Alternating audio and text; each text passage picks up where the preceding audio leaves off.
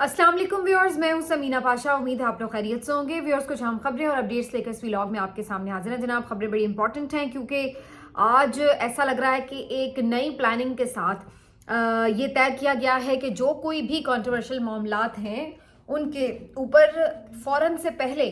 कुछ कार्रवाइयाँ करके अदालती ठप्पे लगवा लिए जाएं। और जिस मामले में तो पीटीआई को सज़ा दिलवानी है तो उसके ऊपर अदालती ठप्पा लग जाए, और जिसमें पूरी क्लियरेंस देनी है सिस्टम को, वो क्लियरेंस दे के क्लीन चिट दे दी जाए, और जिसको कहीं अंडर द कारपेट करना है उसको अंडर द कारपेट कर दिया जाए। ये मैं क्यों कह रही हूँ? क्योंकि एकदम एक हंगामी मीटिंग में जो आईनी बेंच है उसकी एक जो कमेटी अलग से अपने आईनी मामलात को देखने और फिक्स करने के लिए मीटिंग करती है, उसमें अचानक से तमाम ही अहम मामलात जो हैं उनको समाअत के लिए फिक्स कर दिया गया। तो कौन सा अहम केस किस दिन लगने जा रहा है, अभी तफसीलात आपके साथ शेयर करते हैं और ये भी बताएंगे कि इसका मकसद क्या नजर आ रहा है।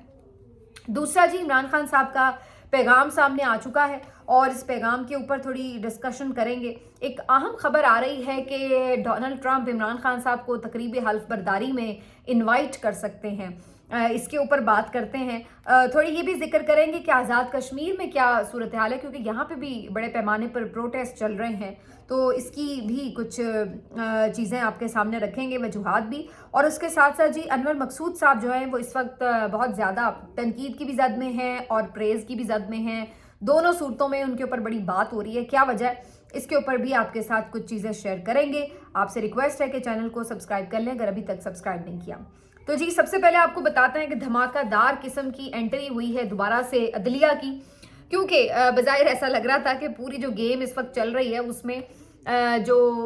सुप्रीम कोर्ट है वो बिल्कुल कहीं खोई हुई है। कोई खबर नहीं वहाँ से इंटरेस्टिंग सी आ रही थी। बेचारे, मेरा ख्याल है जो सुप्रीम कोर्ट के भी रिपोर्टर्स हैं वो आजकल बस मक्खियाँ ही मार रहे थे क्योंकि उनका भी कुछ ऐसा मवाद नहीं था जिसके ऊपर वो ज़्यादा डिस्कशन कर सकें। बिल्कुल सुला दिया गया था सुप्रीम कोर्ट को। तो कुछ अहम मुकदमात की समाअत जो है वो फिक्स कर दी गई है। अब आप ज़रा सुनते जाइए कि ऐसा लग रहा है कि पिछले 2.5-3 साल में जितने अहम मामलात हुए एक साथ ही सबकी जो समातें हैं वो लगा दी गई हैं। मसलन एक तो जो अरशद शरीफ शहीद का कत्ल केस है उसकी समाअत फिक्स कर दी गई है और 9 दिसंबर को ये समाअत होगी। आईनी बेंच 7 रुकनी जो है वो इस केस की समाअत करेगा। तो अरशद शरीफ साहब का जो केस है कत्ल का, उसके मामले पर आपको पता है कि हर कोई दामन बचा रहा है, और अभी तक काजी साहब के दौर में भी एक दफ़ा समाअत फिक्स की गई थी और वो भी समाअत हो ही नहीं सकी थी, और अता बंदयाल साहब के दौर में भी सिर्फ एक समाअत हो सकी थी, और उसके बाद अभी तक किसी ने दोबारा इसको फिक्स नहीं किया था। तो अब आईनी बेंच के सामने ये मामला जाएगा और अब देखते हैं कि इस पे क्या होगा। मुझे इस पर्टिकुलर मामले के ऊपर कोई बहुत ज़्यादा उम्मीद नहीं है कि बड़ी कोई पेशरफ्त होगी, लेकिन बाकी कुछ केसेस हैं जिसके ऊपर लगता है कि शायद ये सोचा कहीं गया है बैठकर ये सिस्टम में अगले साल के शुरू में अगर कुछ तब्दीलियां करना मकसूद भी हों तो अब तक जो कुछ किया गया है उसको किस तरह से कवर अप करना है और उसको एक कानूनी कवर कैसे देना है, उसके लिए कोई बंदोबस्त कर लिया जाए। तो इसलिए अपने मन पसंद, जिसको एक मन पसंद आईनी तरमीम के जरिए बेंच को तश्कील दिया गया था, और उस बेंच में फिर जजेस भी जो अपने मन पसंद लगाए गए हैं, तो उन जजेस से मन पसंद फैसले भी लिए जा सकते हैं। तो इसीलिए अब जो बाकी भी केसेस हैं वो लगा दिए गए हैं। मिसाल के तौर पर इमरान खान साहब ने जो एक दरख्वास्त दायर की थी कि 9 मई के मामले के ऊपर एक जुडिशियल इंक्वायरी कमीशन बनाया जाए,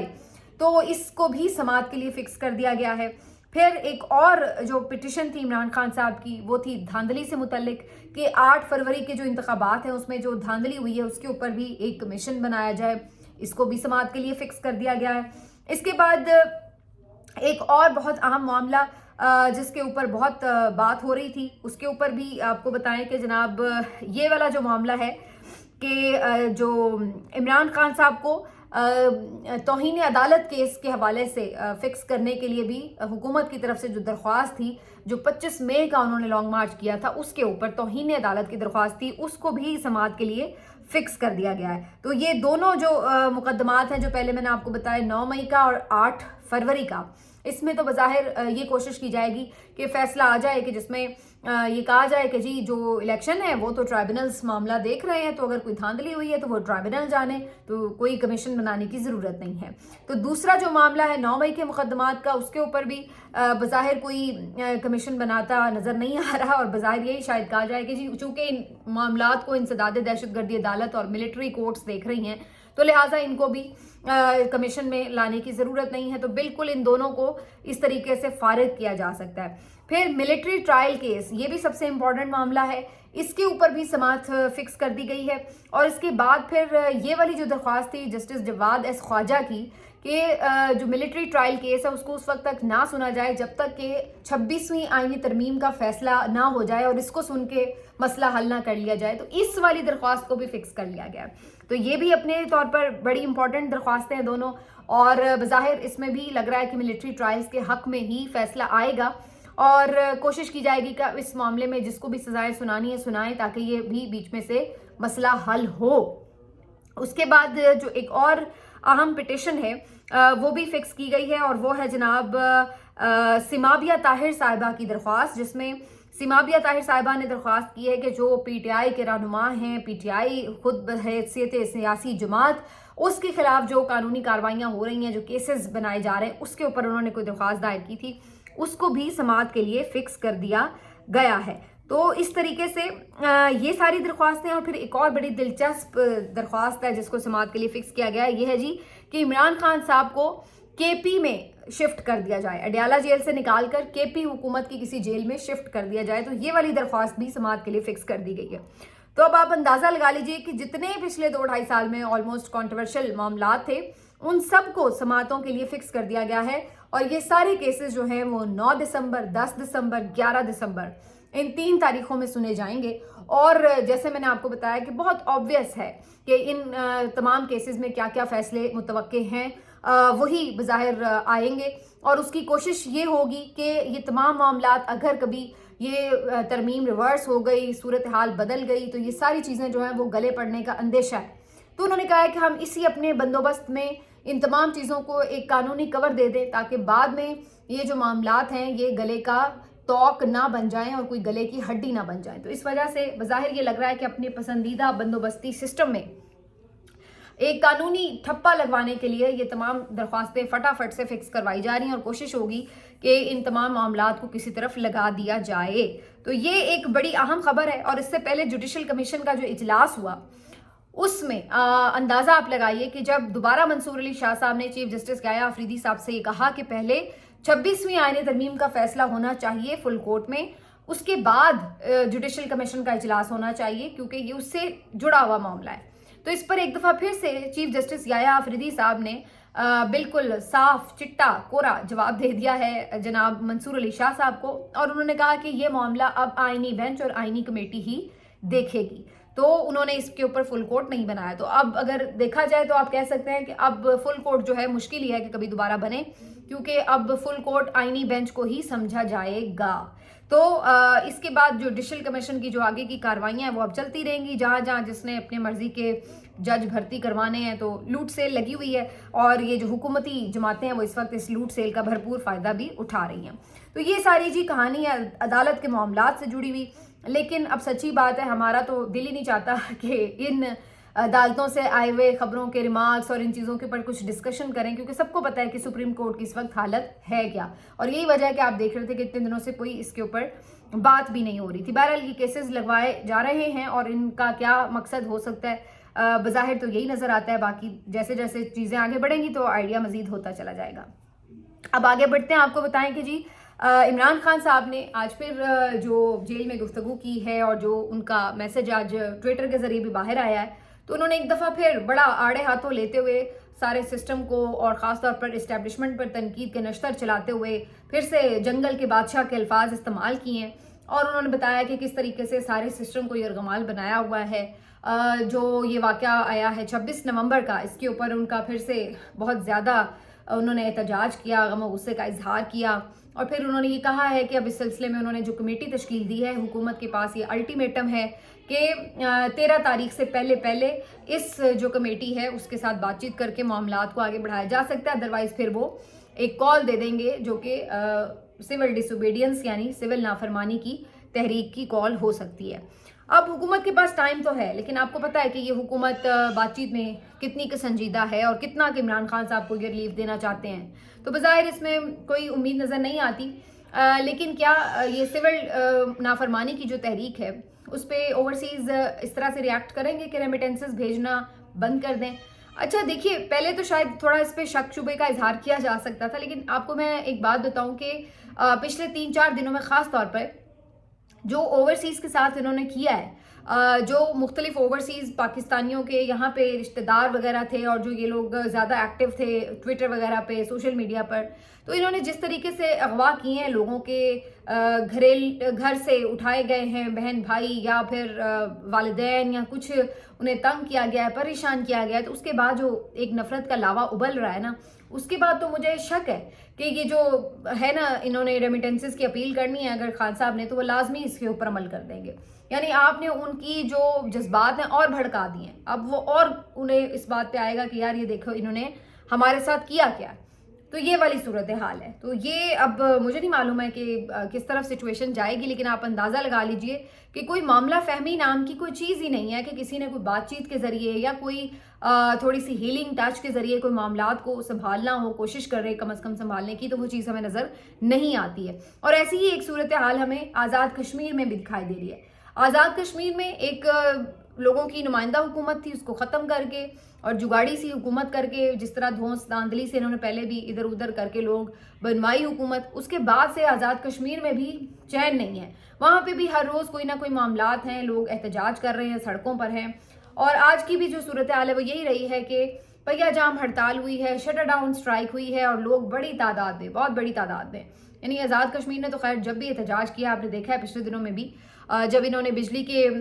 جو مہنگی بجلی ہے اس کے خلاف احتجاج کیا یا سستے آٹے کے لیے احتجاج کیا، تو کتنی بڑی تعداد میں لوگ نکلتے رہے. تو آج بھی ایسی ہی صورتحال تھی، بہت میسو نمبر تھا لوگوں کا جو سڑکوں پر نکلے. اور آپ اندازہ نہیں لگا سکتے کہ ان لوگوں کی کمٹمنٹ بھی اور آرگنائزیشن بھی، کہ چھوٹے چھوٹے دیہات تک بھی اس بوائیکاٹ حصہ بن جاتے ہیں، اس احتجاج کا حصہ بن جاتے ہیں، اس اگر سٹرائک ہے کوئی تو اس کا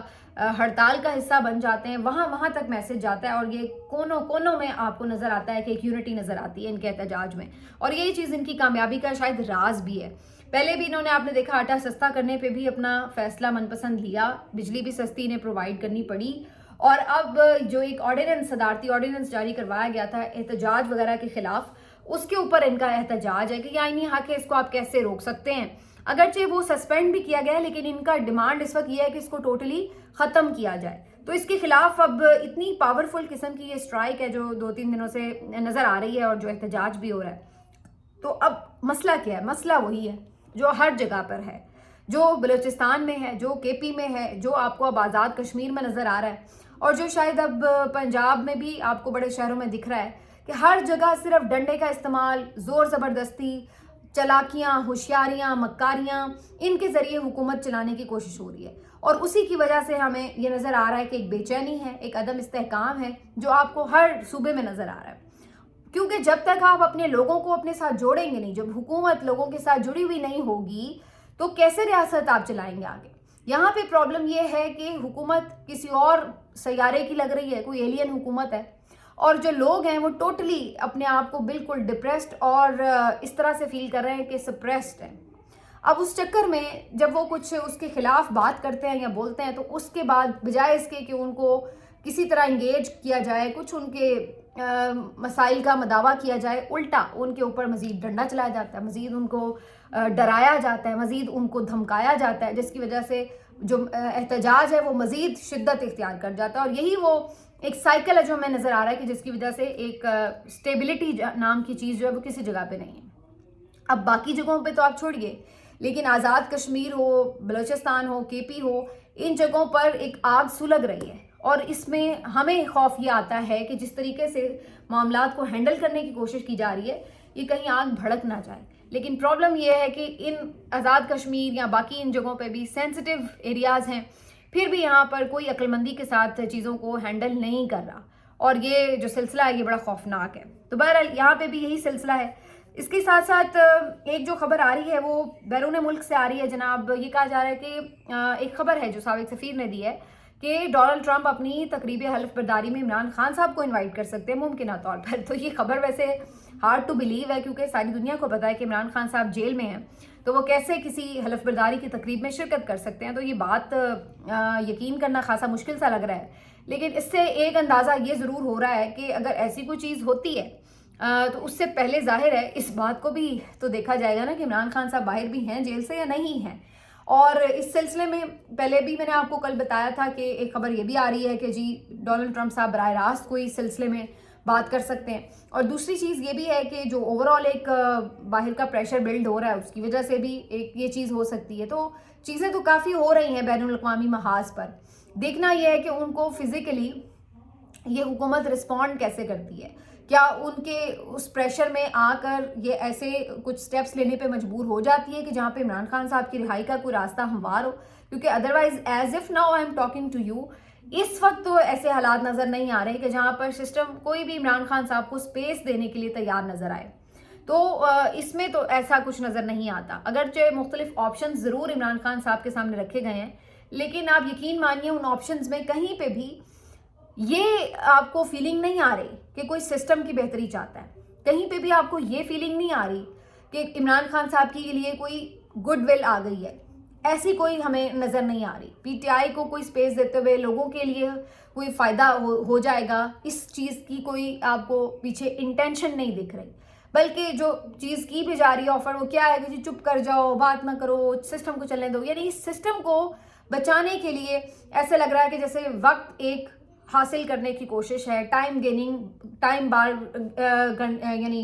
टाइम हासिल करने की कोशिश है। तो इस तरह के टैक्टिक्स नज़र आते हैं। उसके पीछे कोई ये गुडविल नज़र नहीं आती कि चलो यार एक चीज़ ख़राब हुई पड़ी है, अब नहीं आगे सिस्टम चल रहा तो एक हम बेहतरी की तरफ जाएं, वो चीज़ नज़र नहीं आ रही। बल्कि ये नज़र आ रहा है कि सिर्फ अपने लिए चालाकी होशियारी से कोई बातचीत करके कुछ अपने लिए वक्त जो है वो हासिल कर लिया जाए। तो इस तरह का ही मुझे तो एक सेटअप नज़र आता है। तो अब ये इस तरह के ऑप्शन ज़रूर हैं, बहुत डिस्कस भी हो रहे हैं कि कौमी हुकूमत बना लो, इमरान खान को रिहा करके 6 महीने चुप करवा लो, ये वो।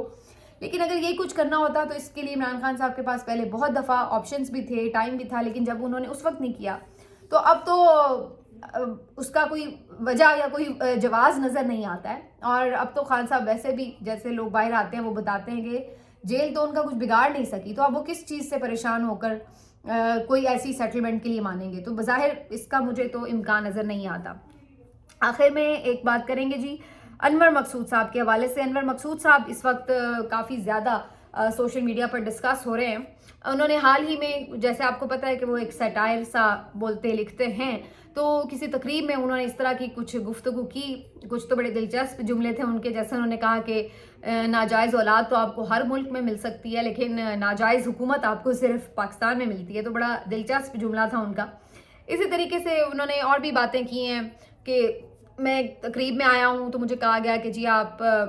इस्लामाबाद पे बात ना करें, लाहौर पे बात ना करें, तो कराची पे बात कर लें, लेकिन मुझे कुछ लोग छतों पर बैठे नज़र आ रहे हैं। तो इसमें भी वो मानी खेज़ गुफ्तगू कर गए। फिर उन्होंने एक और बात की कि जी मुझे पता चला कि आर्मी चीफ जो हैं वो हाफिज़ कुरान हैं। तो मैंने कहा कि जी अच्छी बात है कि हिफ्ज़ किया हुआ है कुरान, लेकिन तर्जुमा भी पढ़ना चाहिए। तो इसमें भी वो बिटवीन द लाइंस काफ़ी कुछ कह गए।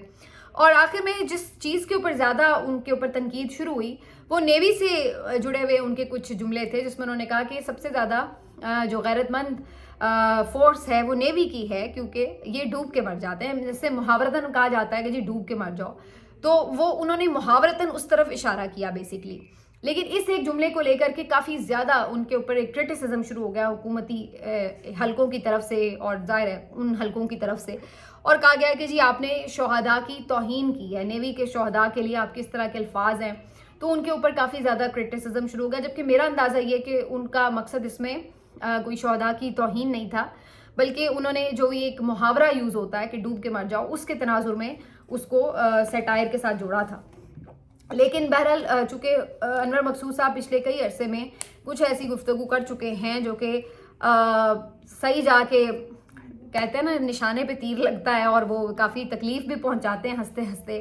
تو وہ چیز ان کی نشانے پہ تو تھی پہلے سے، اور اب ایک جملے کو لے کر کے اس کے اوپر کافی زیادہ کنٹروورسی بھی شروع ہو چکی ہے. تو یہ اب ایک ظاہر ہے ان کے اوپر تنقید بھی ہو رہی ہے، اور دوسری طرف یہ بلی جو لوگ ہیں جو زیادہ اس طرح اس وقت اپنے جذبات میں بھڑکے ہوئے ہیں وہ اس چیز کو بہت انجوائے بھی کر رہے ہیں. لیکن میرا خیال ہے کہ جو ان کا ایک پورا کریئر ہے اگر اس کو دیکھا جائے تو انور مقصود صاحب ایک لیجنڈ ہیں، بڑی زبردست تحریریں لکھتے ہیں، اور وہ کوئی خدا نخواستہ ملک دشمن تو ہے نہیں، اور نہ ہی میرا نہیں خیال ہے کہ ان کا مقصد یہ ہو سکتا ہے، کوئی انٹینشن ایسی ہو سکتی ہے. بہرحال یہ جو چیز ہے اس کی وجہ سے وہ کافی زیادہ ان کی ویڈیوز بھی وائرل ہوئی ہوئی ہیں، اور اس کے ساتھ ساتھ ان کے اوپر کافی گفتگو بھی ہو رہی ہے. بہرحال آج جو چیزیں ہوئی ہیں اس کے نتیجے میں ہمیں یہ نظر آ رہا ہے کہ آنے والا جو ہفتہ ہے وہ کافی دلچسپ ہونے والا ہے، جس میں جو اہم کیسز کی سماعت ہے اس سے کچھ نہ کچھ چیزیں جو ہیں وہ واضح ہو جائیں گی کہ یہ سسٹم جا کس طرف رہا ہے. ملتے ہیں آپ سے اگلے ویلاگ میں، اپنا خیال رکھیے، اللہ حافظ.